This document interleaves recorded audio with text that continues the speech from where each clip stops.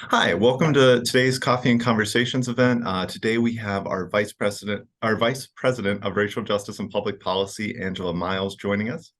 Angela has extensive experience in the field of diversity, equity, and inclusion work. Prior to coming to the YWCA, Angela served as the Diversity, Equity, and Inclusion role of Progressive Responsibility at U.S. Bank, BMO Financial Services, and most recently, International Paper, where she led global diversity, equity, and inclusion groups. Angela's been a wonderful member of the YWCA team since coming on board, and it's really helped to make our programs increasingly accessible for members of the community, and also done a lot of work to expand those programs and offerings to our Include clients, as well as to members of our racial justice facilitator training programs. With all that said, I will turn over to Angela to hear a little bit more about her work in the racial justice field, and then at the end, we'll have some time for questions. So Angela, all you. Thank you, Chandler. Good morning, everyone. Good day. So glad to be here and to be able to share the team that I have the privilege of serving, as Chandler said, as Vice President of Racial Justice and Public Policy. I'm going to share with you a presentation. I always like to open up with identifying who we are as an organization, as I'm sure most of you that are here and or watching understand who we are as an organization. Long-time nonprofit organization. We've been around since 1891, one of the oldest and largest multicultural organizations in the world. Our mission is no stranger to the community. Our mission is to eliminate racism, empower women, and promote peace, justice, freedom, and dignity for all. It is a bold mission and one that within our team and department, we absolutely live out loud in various ways, which I'm excited to share and talk to you more about today. Our team's work. Our team, the Racial Justice and Public Policy team, we really work through equity, through insight. And this is really on three different pillars that we believe and stand on. And that is interpersonal, institutional, and systemic. We really focus on a continuum of moving from knowledge, awareness, and skills to action. Action is the key. All that we do, we really hope that we are promoting people to first become educated and then become advocates for actioning all things related to racial equity. If we look at these and think about interpersonal, this is where we're really focusing on building understanding with individuals. We do this through, hopefully, by creating that education and awareness that will ultimately help influence behaviors. We do this through workshops, through leadership, and through facilitated dialogues. We also do this through institutional, by partnering with organizations, assisting with them, helping them to identify commitments that they have, whether that is through our Include consulting, which I'm going to share more information about momentarily, or by attending some of our community events. And then systemic is really us really working to advance state and local policies. This is really our public policy strength, where we're really looking to identify and amplify voices throughout our legislative process. Our team's really focused on our guiding principles and strategic vision. I know there's a lot of words on this slide, and I'm not going to read through all of them, but I do just want to highlight a couple of things. Our guiding principles really focus on those areas that are talking about how racial equity is a verb, not a noun. We say that to really say racial equity takes actions. It is not just simply reading and educating ourselves. It is also about actioning those things that we are learning about. It is a continuous learning. There is no arrival point. There's a constant learning that must take place. Language is powerful and always evolving.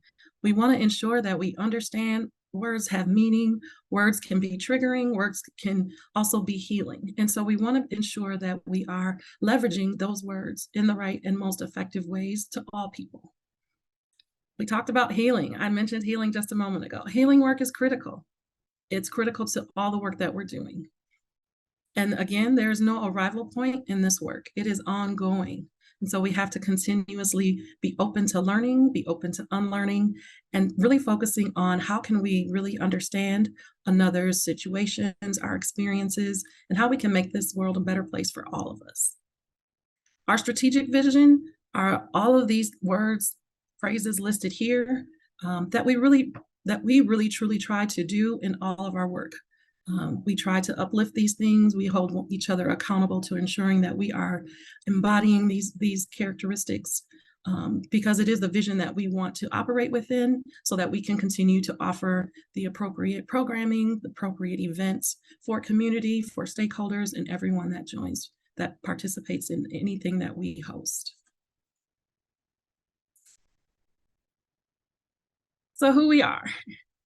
This is a fun slide. The next two slides are fun slides that really describes the dynamic team and creative team that we have within the Racial Justice and Public Policy Department.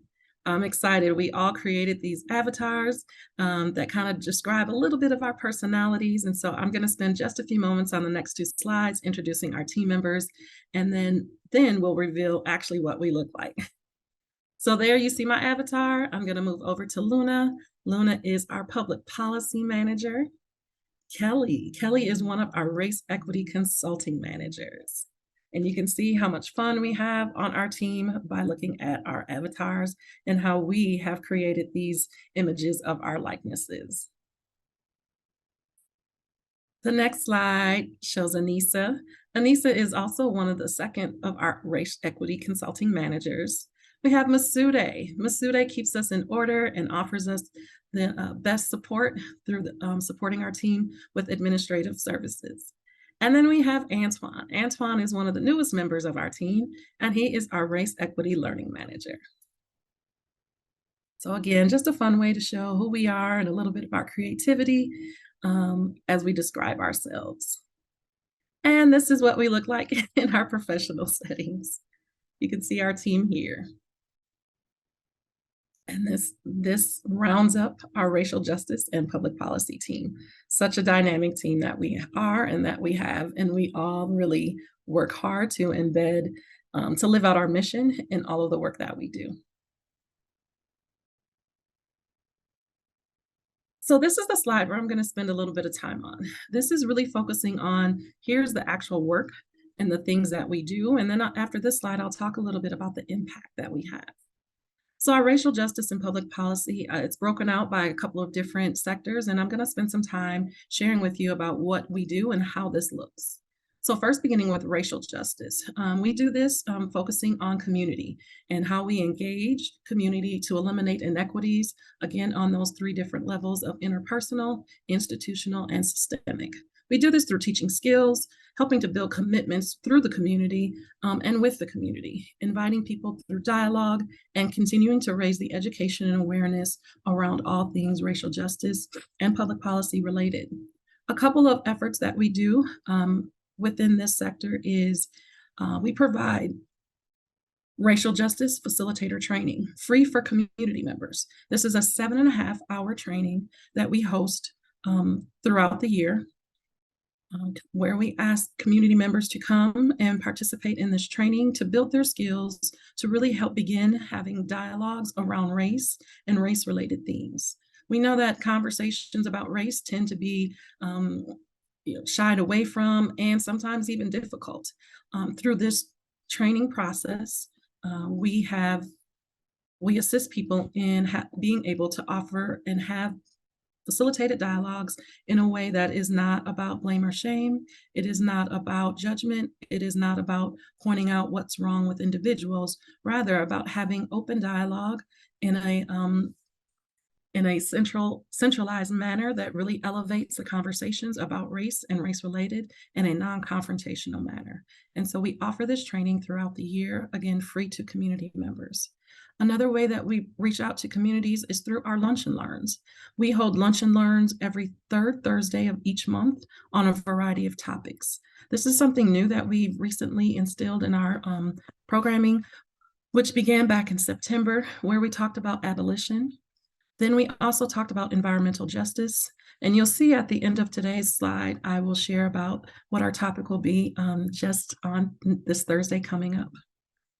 We offer these 1-hour sessions over the lunch hour to, again, have a dialogue around topics that are focusing on race, race-related themes, things around racial justice, and all things equity. And so we want to ensure that these are not just conversations that we're having, but we're also providing resources and resources for people to take to learn more about a particular topic. And then from there, again, looking for that action piece, asking for people to continue to learn, and then figuring out how they as individuals can continue to promote and action the things that they are learning through our lunch and learns. Our public policy. Our public policy, led by Luna, who is our public policy manager, has really grown tremendously over the last year and a half. We are excited that we continue to have someone at the helm of what we're doing, the realm of what we're doing, as it relates to our legislative process. Things that we have done over the last year and a half have included creating and developing a public policy advisory council. This is an internal council made up of employees across all of our business, across all of our program areas, and all of our departments. These are not all leaders, these are employees across all levels, to be able to come and share what their needs are as it relates to public policy, as it relates to funding within their departments, as well as come and learn about what we are doing on a local and state level, as well as our national level with our USA national organization. Our legislative agenda continues to focus on areas that we will lead and support in, as well as those areas that we will support and endorse. We have a very robust public policy agenda, and I look forward to having Luna share more about that information in the upcoming coffee and conversations coming soon. Next, I'm going to spend some time talking about our Include Consulting. Our Include Consulting is really the way our team is probably most known for, and that is by partnering with organizations to help bring education and awareness, training, strategic planning, facilitating, and all things consultancy related to organizations. We partner with, on average, each year, about 33 organizations to provide these consulting services. We have our race equity consultants, Anissa and Kelly, who go in and partner with these organizations to really help them establish or reestablish their strategic direction for diversity, equity, and inclusion goals, along with providing a lens of racial equity in all the work that we're providing. We are really excited about this work, and we continue to look for ways to expand our offering. We're excited to do that in the upcoming months, where we're going to have what we're calling Include HR, which is a new offering that will focus on the HR talent lifecycle and embedding all things related to diversity, equity, inclusion, and racial justice along that talent lifecycle. So more information coming soon about that. It's still very new, but we're excited and looking forward to launching in a couple of months. Our Include Consulting offers organizations to really consider those things that they can do to help elevate, to help create that inclusive culture, create a sense of belonging for employees, as well as continue to understand and educate themselves how we all have an individual responsibility to learn and educate ourselves around diversity, equity, and inclusion, along with racial justice. Next, I'd like to talk about some of our events, whether our signature events that we have. One is we hold our It's Time to Talk Forums on Race, which is a dynamic event where we bring in a nationally renowned speaker to come in and share with us. And then we have facilitated dialogue conversations based on what the speaker's topic has been and what they have shared. As I mentioned earlier, we have the Racial Justice Facilitator Training Program. And as a part of that training program, we invite those facilitators that we have trained to come and support our event at our It's Time to Talk Forums on Race, to come and serve as those facilitated leaders to lead us in dialogue conversations. We also have It's Time to Act Forum series. This series takes place throughout the year, again, offering a little bit of a more intimate setting, much smaller audiences, where we talk about and do a deeper dive on topics that are focusing on racial justice. And so those, again, are throughout the year, and we bring in guest panelists, local leaders, local advocates to come and support the work and to help create that community dialogue and to help create community awareness on varying topics. And so we're really excited about all of the work that we're doing. We are supported so well by our internal partners that help us put together our events as well as communicate and market our events. So we look forward to you joining us at one of our future events that'll be coming up real soon. I can share a couple with you at the end of today's presentation.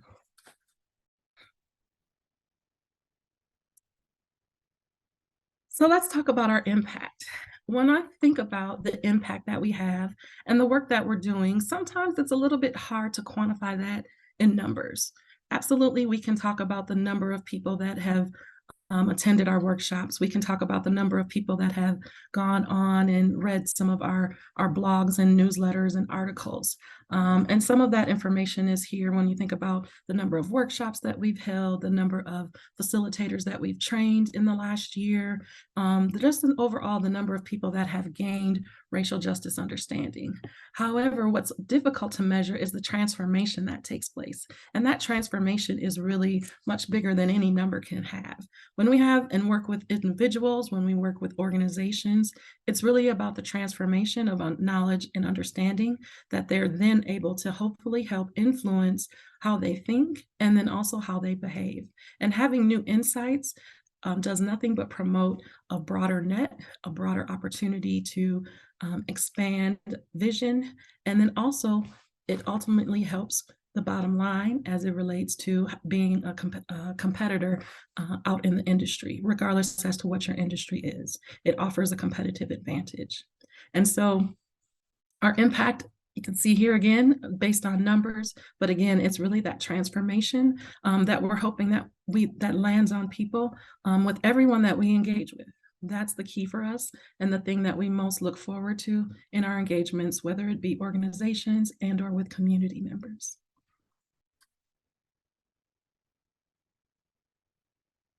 So a few of our events that we have coming up.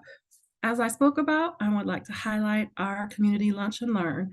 This Thursday coming up on February 17th, from noon to 1, we have our topic of centering voices of color and dismantling white supremacy culture. This will be a great conversation that's actually leading up to our March 14th, It's Time to Act. And that topic is really going to focus on our Rhetoric of Hate series, where we're talking about white violence and white silence. So you can click on the links to learn more information about how you can register to attend and join us in those conversations. And then later this month, we have our Race Against Racism, our 2K, 5K race. This is a race to really come together and to support how we can eliminate racism. This is a family-friendly event. We will have a number of activities. This will be hosted at our YWCA Midtown location at the Minneapolis Sports Center from 8 a.m. until 1 p.m., again on Sunday, February 26th. We hope that you are registered to attend. We hope to see you out there. And if you are not able to attend this year's event, we look forward to your participation at one of our future events. I'm so glad to be able to spend a little time this morning and sharing information about our racial justice and public policy efforts, and really thinking about the impact to our work and the needs that we continue to see in the community, which is ultimately around education and awareness and helping people have a clear understanding on things related to racial justice, as well as diversity, equity, and inclusion. Thank you so much, Angela. Really appreciate you taking the time this morning to share with us a little bit more about the work that you're doing in racial justice and how that impact is helping to transform our community. I know you mentioned over 2,200 people helped, which is really great. And I wanted to ask you, first of all, you mentioned the the difficulty in measuring that impact because it is so transformational and oftentimes on such kind of an individual and internal way of transforming.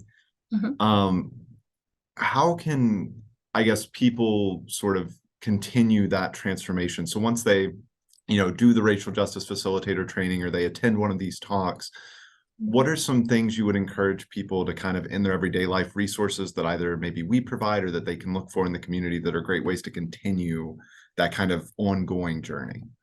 Yeah, that's a great question, Chandler. One of the things that I always say, and as I shared earlier, is that this is ongoing and ever evolving.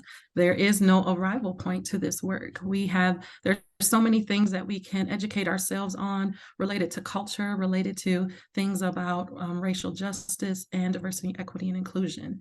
So the things that I always offer for people to do is first understand what's your method of learning. What ways do you most like to learn? And then begin to embed and incorporate those things. So if you like to learn by reading, perhaps you say, you know what, for the next year, I'm going to read books by authors that are of Asian American backgrounds.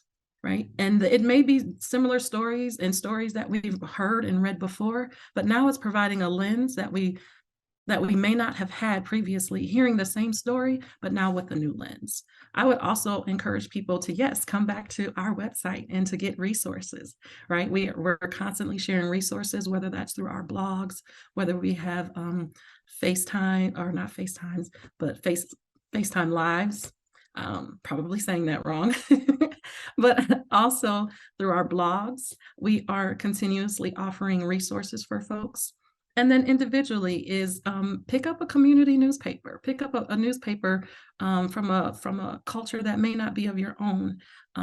It does take individual work, just like it does take individual work to learn anything.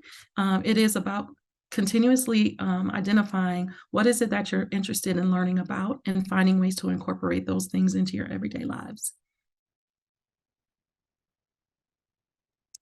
Yeah, I really love that emphasis too on just exposing yourself to things you may not otherwise experience, like picking up a magazine or newspaper or something from another community or a different culture, or something that helps to kind of broaden your horizon, so to speak.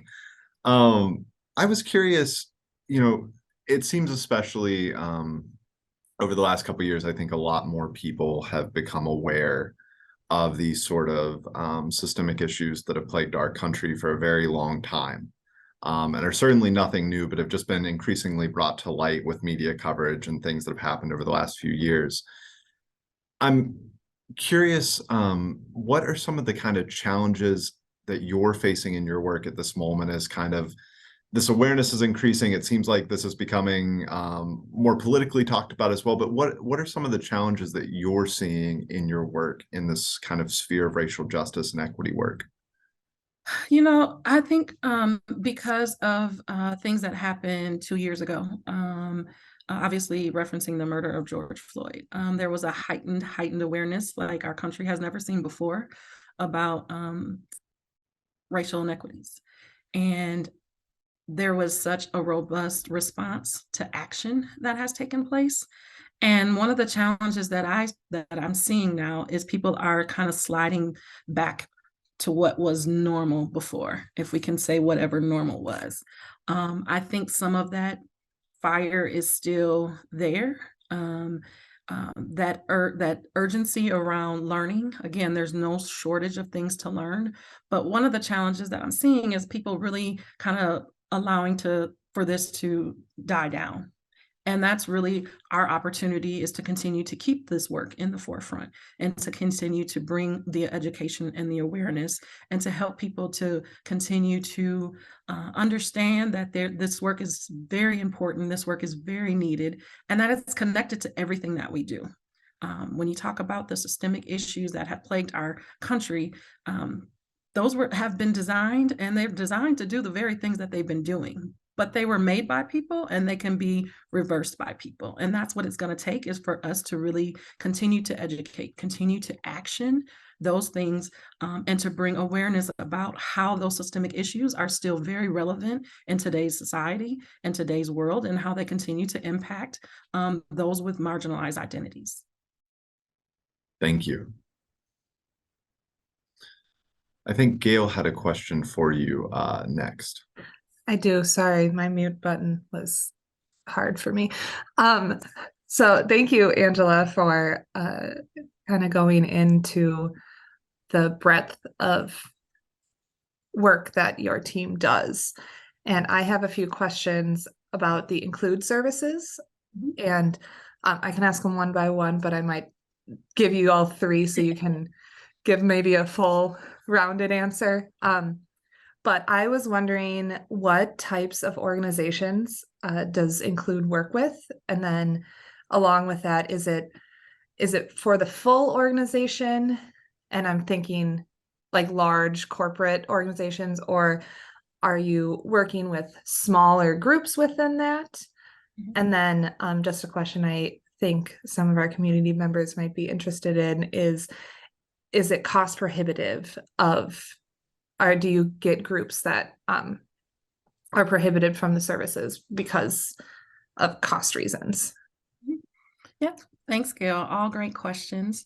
So first question is about who do we partner with? We partner with any and everyone. So organizations of all size, for-profit, nonprofit, educational institutions, county government agencies and entities, healthcare. So we really do partner with anyone that has reached out to us and organizations who have heard about us partnering with other organizations. So we really truly do work and are open to working with everyone, regardless as to size.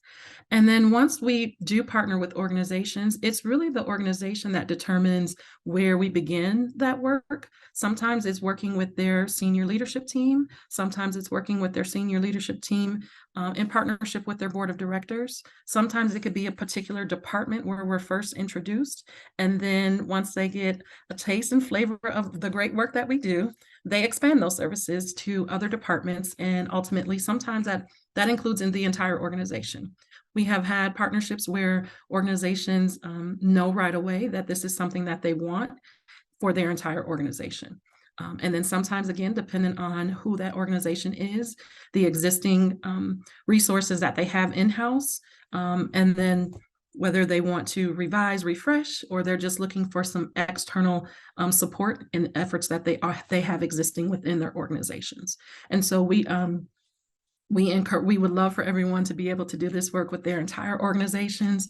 And we know that sometimes that's just not the opportunity, but we welcome to have the conversation with any organization and to begin to come into organizations and do the work that we have and offer those services. When it relates to costs, I think that we are competitively priced for our services, and we do offer discounts for nonprofits. And so we do have the awareness that that there are a number of opportunities that organizations can select and to do this work with. And we're grateful that we're able to do this work and to also do it work that is competitively priced. Oftentimes, I think people have the misconception that this work is all driven by passion. And while it is about passion, there is also skill, and this is something that is learned and takes practice to do. And so we want to ensure that we are giving the appropriate response back to people that have this work as a study, and to be able to support our team and our organization. And so we have competitive pricing, and then we do offer discounts for nonprofit organizations. Thanks, Angela. I really liked hearing the way you phrased that too, about the importance of honoring that people have value for the time and skill and effort that they put into learning about DEI work and being able to share that and train other people. I think that's often something, like you said, that gets lost of kind of, well, you just should be doing this out of the good of it. And it's, yeah, you're also passionate about it, but also it really is something you've committed a tremendous amount of resources to learning and to undertaking, to being able to share. So it's really important that we are also valuing that properly. Absolutely. And I think your team member who has joined us, Luna, has something she wanted to say as well. So I will turn over to Luna real quick. I had a question too for Angela. So we work together, but I also have a question about include, which is this has been alluded to in this conversation thus far, but there has been an uptick in sort of the visibility of services for people to contractually learn more about inclusion, equity, diversity, anti-racism. I'm curious, as the leader of a team that provides those services in Minneapolis, how do you see our work as different or distinct from what has become a much larger, I don't even like to say market, like almost sector of services in, broadly, but also in the Twin Cities metro area? I obviously, right, like have great feelings about our team and our work, but leading a team and then being out in the community kind of with other firms that might do this work of varying sizes and philosophies, like what to you stands out about our team's work with community and with clients? Yeah, great question, Luna. So one of the things that first comes to mind for me is everything that we do is driven by our mission. And our mission is bold. And so the things that we offer in terms of our workshops, the way that we go about our work is also bold. Sometimes maybe not as bold as we would all like on our team, but it is bold. And we're striving to find ways to ensure that we are becoming more and more bolder within that. I think some of the uniquenesses that we carry, having worked in the DEI space for, number of years, I have seen a lot of consultants. I've seen a lot of and have been in organizations with people that lead this work, and our team is especially skilled. We have put in time, we've put in the learning to really understand this work and to be able to not only understand it, but to then be able to share it and to be able to communicate in a way that touches and reaches all people, regardless as to what levels they are at. And that is something that I really see as a strength of our team. When we go out to partner with organizations, our team does phenomenal at really understanding where the organization is with their work. And then we're really, really skilled at ensuring that we can customize and not even oversell them, but really customize through our services what we're offering to match and meet their goals. And the part that I especially like is when organizations come to us and say, we don't know what we don't know. And that is just like the landscape, the blank landscape, right? For us to really be able to be creative and to build. But first, to everything that we do, ensuring that we are aligning back to their goals of their organization. And if they don't have those diversity, equity, inclusion goals, then assisting them in creating those goals. And I think that those areas are some of the uniquenesses that we bring: the creativity, our ability to really hear and understand where our clients are, and then to be able to walk them through as we go through the process together with them, ensuring that this is not just us coming in and leading and taking over. This is really done in partnership. We want to continuously hear throughout the process what is working, what isn't working, what can we do differently, and then circling back at the end of our work and having those evaluations really does help us to understand how we can continue to grow and to improve our work. But it is truly the creativity, our ability to listen and identify the needs of organizations, whether they know what they need or whether they're coming to us to say, help us, we don't know what we need. I wanted to ask, you've talked a little bit about kind of the very broad scope of work that your team does. And I'm curious how you kind of balance trying to simultaneously tackle these issues at their roots and create transformational change at, I know you mentioned the individual, institutional, and systemic levels. How do you balance sort of that portion of getting at the roots of these issues with also trying to kind of reduce harm or reduce like the current negative impacts of that work? When you're thinking about programs or strategies, how do you kind of try to find that balance in your work so that you're able to kind of do both? Do you lean more into one at the moment or another? Could you just elaborate on that a little bit? Sure, that is something that our team, we actually talk about pretty frequently when we're talking about the customization of workshops in particular. For example, our workshops are designed and actually are probably more designed for white audiences. And the information that is shared in there oftentimes can be and sometimes can be triggering for people of color and people with marginalized identities. And so we spend a great deal amount of time trying to figure out ways that we can reduce that harm. We begin every engagement with shared agreements. And then we also talk about the space being a brave space. We can't ensure safety throughout our conversations, but we can ask people to be brave. And sometimes part of being brave is about understanding that there probably could be things that could be triggering.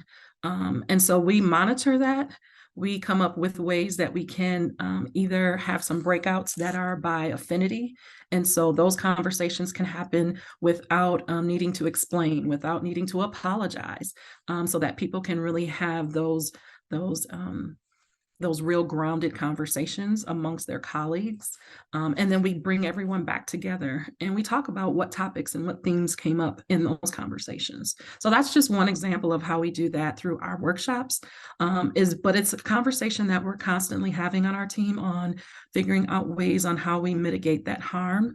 We're very good about communicating upfront what participants can potentially experience. And so we do really great at monitoring that and adjusting, live on demand when we see things that are happening in workshops, when we see things where people may become disconnected, we find ways to reach out to them and to ensure even during live in the session that if we need to pause and address a situation, we're not hesitant to do that. Yeah, I really love that. I think that's a great example. And it's really, I guess, great to hear too that it's something that's not like a decided thing, but it's something like you were talking about that you are frequently having conversations on. And I think it's a good reminder that there is no one right way or no one right moment for it to be a certain way, but it's constantly, as you mentioned before, an ongoing conversation, as so much of this work seems to be. I just have one last question that I wanted to ask you. And then if there's anything else you want to add or anybody else has questions they can ask, we can get to those. But my last question for you is just, how can members of the YWCA Minneapolis community support you and your team? What are some ways that they can support this really incredible work that you all are doing? Absolutely, great question. A number of ways that we can solicit support. First and foremost is attend our events, right? We have a number of events throughout the entire year. Sign up to our events. Not all of our events are at cost. And we also offer scholarships for most of the events that we have that can help for people that may need some support. And so I would just offer to attend our events. The other way is to opt in to receive our newsletter and our blog information.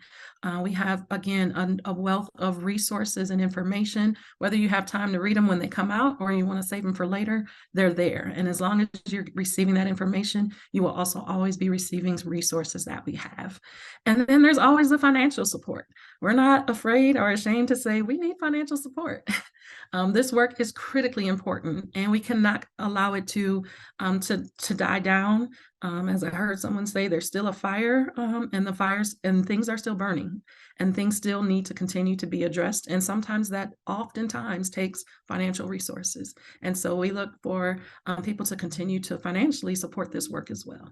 So those would be 3 areas that I would say that people can support our work. Come attend our events, get signed up to receive our newsletters to continue learning and receive information and resources, and then as able to financially support our programming. We would love to offer all of our community events as free workshops so that more people can attend. And we want to be able to do that for our community members. And we look forward to potentially doing that as we continue to grow and expand. But it does take financial resources and support to allow us to do those things. Perfect. Well, thank you so much for your time this morning, Angela. It's been really wonderful hearing about all the work that you and your team do, and I really appreciate you taking the time to answer some of those questions as well.